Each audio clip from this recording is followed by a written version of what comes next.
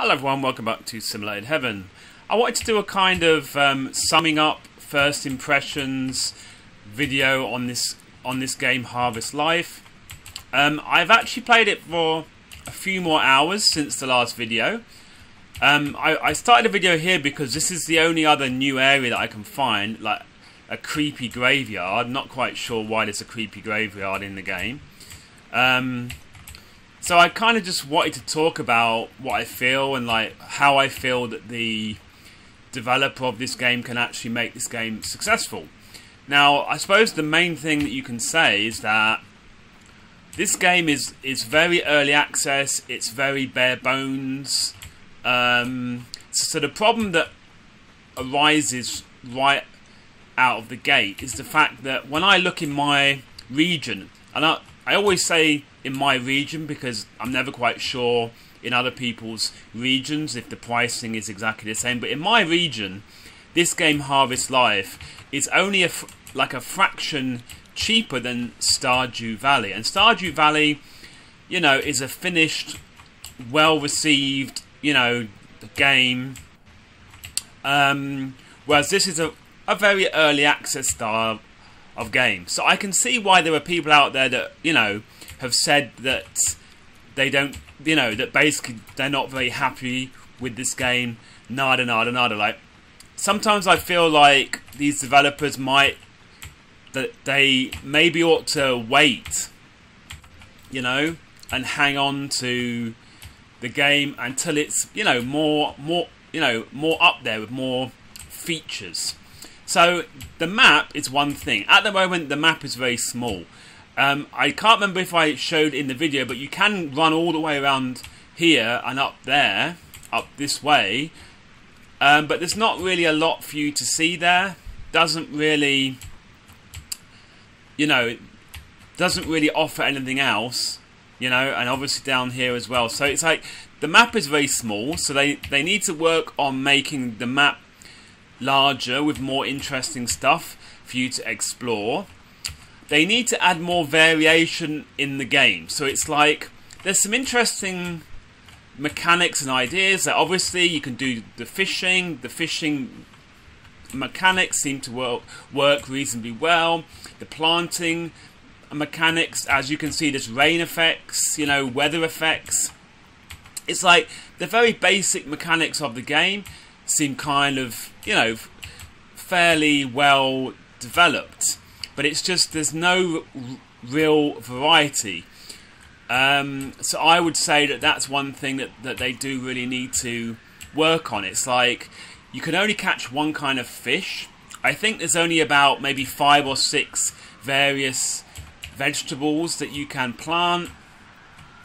So yeah, they do need to, like, they do certainly need to offer more variety. Also, I found that when you have stuff in here, it actually seems to sell quite slowly. So making money in this game is quite a kind of slow, grindy process. And it sounds like there's a lot of police out in Hong Kong right now. Sorry about that. I have my window open. Anyway, so it's like I work hard to kind of stock this up. I don't have a lot of milk because my cows vanished, so, you know, but as you can see I've got like 26 fish, you know, like everything is fairly well stocked, but things seem to sell a bit slowly. So I found the best way of making money is to ask your grandpa. So usually in the daytime your grandpa will basically sit here and he will ask you to do various tasks. You can see at the top left, those are the tasks that I have right now, and when you have finished them then you get some money. And I found you can actually make more, or, you know, that's a slightly faster way of making money than selling stuff here.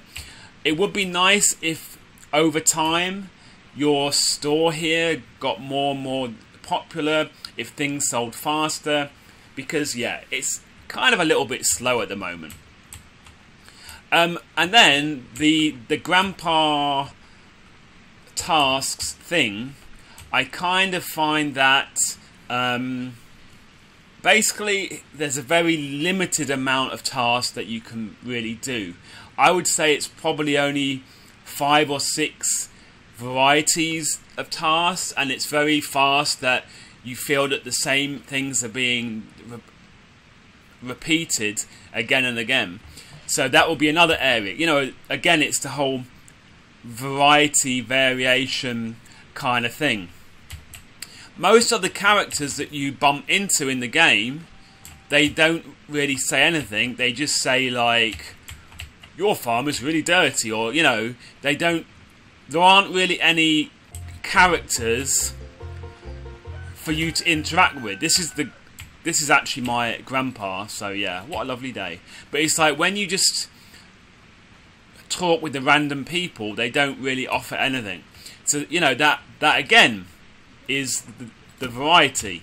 Oh, I hit her with my axe, whoops, or something. I don't know what happened there. Anyway, so that will be another thing in the whole variety. They need to just add more. You know, basically there's the fisherman and your grandpa. They're the only people that really will try and talk to you. The fisherman only has one thing to say, and when you've learned how to fish, he doesn't really talk to you anymore.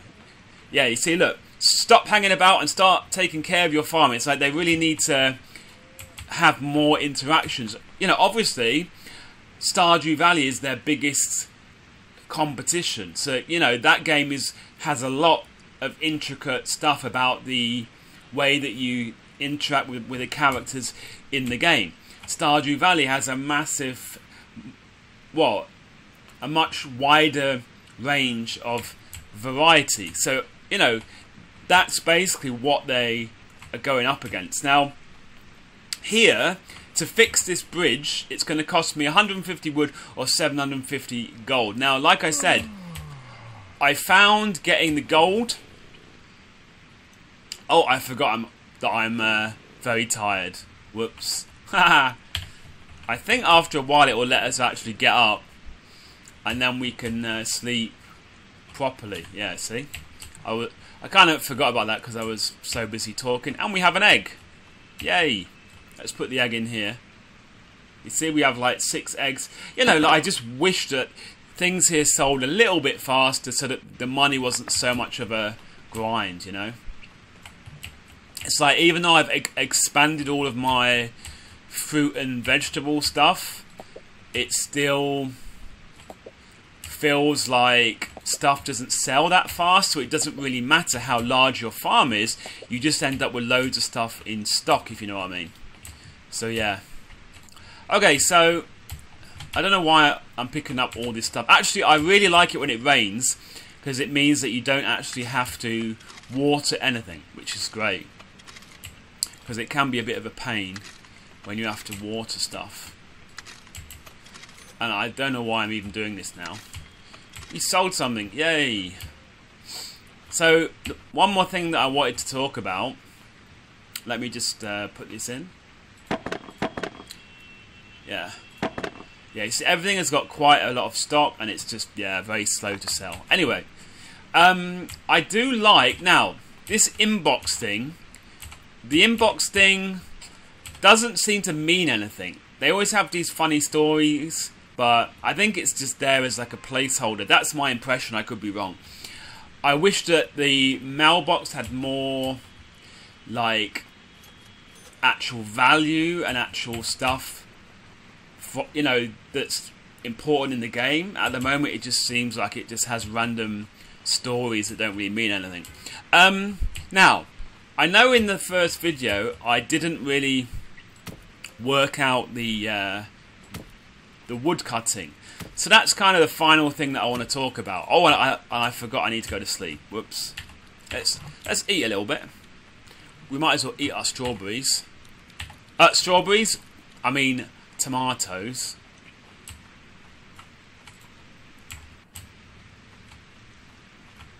Okay, let's go to sleep. So yeah, so the last thing that I'll show you guys is the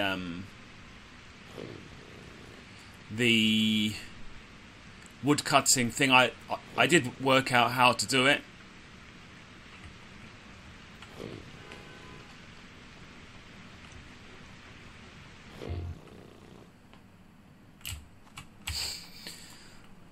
Yeah, and just to say that I did use this to obviously expand my farming area here, and you can obviously expand other stuff, like you can, you know, use this to set up more pens and buy more animals and stuff like that.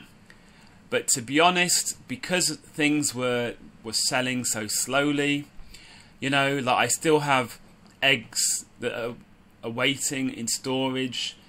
I don't know, I just didn't feel like expanding anymore through this.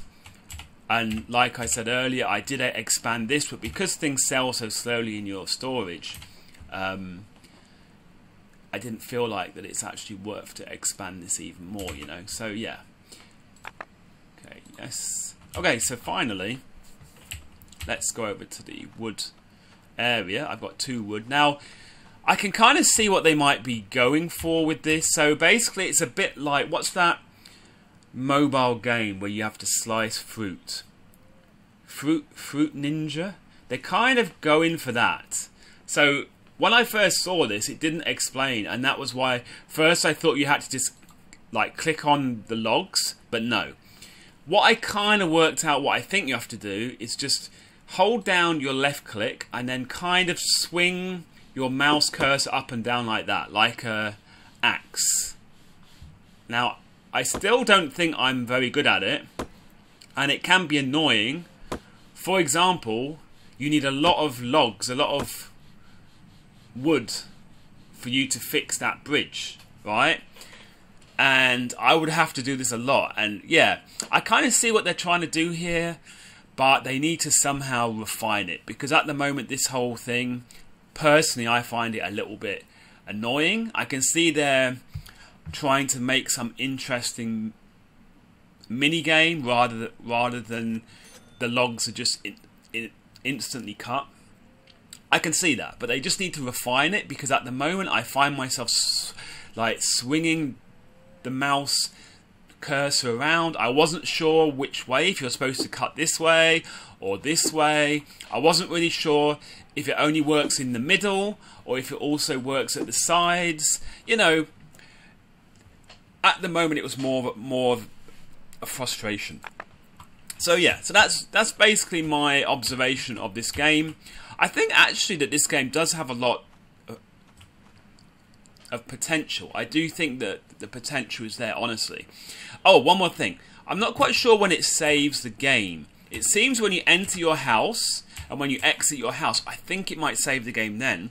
And then I think as long as you press escape and then you go to the main menu, I believe that's how you would save it. But I've not found a way for me to actually save at will, you know? So that's another thing. But yeah, this game does have a lot of potential, but I just feel they're asking people to pay for a game almost the same price as a finished game that's obviously way more developed.